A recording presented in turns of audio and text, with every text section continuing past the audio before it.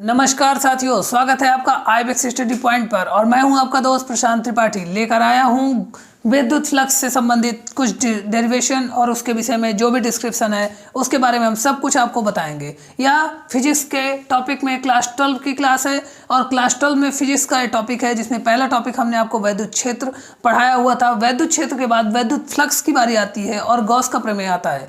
तो वैद्युत फ्लक्स और गॉस के प्रमेय में पहला टॉपिक है आपका वैद्युत फ्लक्स। इसके बाद हम आपको दूसरे वीडियो में गॉस का प्रमेय भी बताएंगे।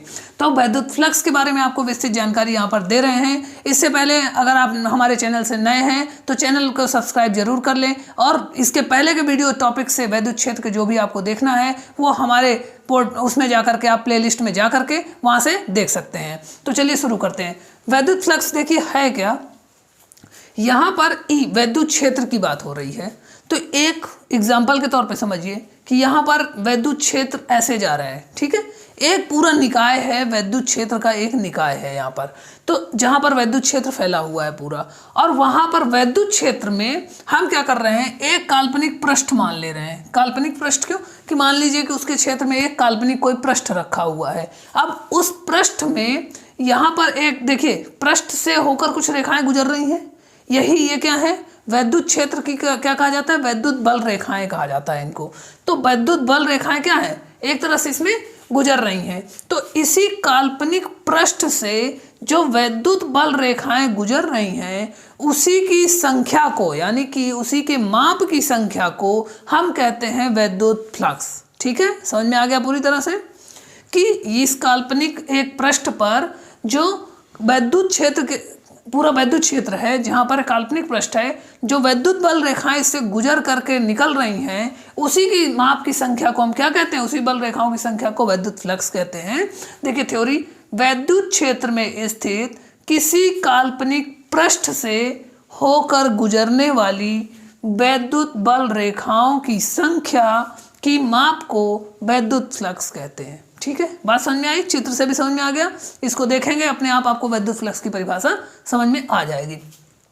इसको हम डिनोट किससे करते हैं, तो देखिए फाई से इसको डिनोट किया जाता है, यानी प्रदर्शित किया जाता है। तो इसे फाई ई से प्रदर्शित करते हैं और यह एक क्या है, अदिश राशि है। ठीक है, क्योंकि इसका डायरेक्शन से कोई लेना देना नहीं होता है, इसलिए इसको क्या कहते हैं, अदिश राशि हम कहते हैं। ठीक है, अब इसको हम निकालेंगे कैसे, इसका फार्मूला। तो देखिए ये पूरा पृष्ठ था जो बताया मैंने आपको, ये वैद्युत बल रेखाएं जा रही हैं। हमने यहाँ पर बीच में एक छोटा सा ये मान लिया। देखिए मैं इसको फिर से आपको बना के दिखाता हूँ ताकि आपको समझ में आए। ठीक है, देखिए एक छोटा सा हमने क्या किया, यहाँ पर ये पृष्ठ ले लिया। ये क्यों लिया है, क्योंकि देखिए इंटीग्रेशन जो आपने पढ़ा है मैथ में, अगर पढ़ते हैं समाकलन जिसे कहते हैं, समाकलन ये कहता है कि किसी छोटे पार्ट को आप ले लीजिए और छोटे पार्ट का अगर एरिया आपने निकाल लिया और उसका इंटीग्रेशन कर दिया तो वो पूरे पार्ट के एरिया को अपने आप कैलकुलेट करके बता देगा। ठीक है, तो इसका इस्तेमाल किया जाता है मैथ में। तो देखिए ये एक पार्ट था, यहाँ पर हमने लिया। अब वैद्युत बल रेखाएं जैसे इस दिशा में जा रही हैं, तो यानी इस दिशा में देखिए ये ई रेखा जा रही है। ठीक है, वैद्युत बल रेखाएं, और इसके एकदम समानांतर में इसका एरिया डी ए हो गया। ठीक है, ये इस दिशा में है डी ए और वैद्युत क्षेत्र की रेखाएं इधर हैं। ठीक है, तो ये तो वेक्टर राशि हो गई। वेक्टर राशि अगर ये एक दूसरे से कितने एंगल पर है, थीटा एंगल पर। ठीक है, थीटा एंगल पर है यहाँ पर। तो अब इसका एरिया निकालने के लिए संपूर्ण पृष्ठ से होकर जाने वाला वैद्युत फ्लक्स, यानी ये इतने की बात थी, इतने में होता तो क्या होता, ई डॉट डी ए क्या हो जाता, अगर केवल इतने की बात होती तो ये हो जाता ई डॉट डी ए। ठीक है, ये हो जाता इस पृष्ठ से। लेकिन हमें क्या पूरी संपूर्ण बॉडी का चाहिए, तो जब संपूर्ण बॉडी का चाहिए तो हम इसमें लगा देते हैं इंटीग्रेशन। ठीक है, तो इंटीग्रेशन हमने लगाया यानी फाई ई, संपूर्ण पृष्ठ की बात की, तो संपूर्ण पृष्ठ से होकर जाने वाला वैद्युत फ्लक्स क्या हुआ, फाई ई बराबर integration E dot D A. ठीक है, ई वेक्टर राशि इंटू डी ए। ठीक है, ये दोनों लिख दिया हमने। अब जो डी ए है ये क्या है, इस पृष्ठ के अवयव का निरूपित करने वाला क्षेत्रफल वेक्टर है, इसका क्षेत्रफल वेक्टर है। ये बात समझ में आई आपको।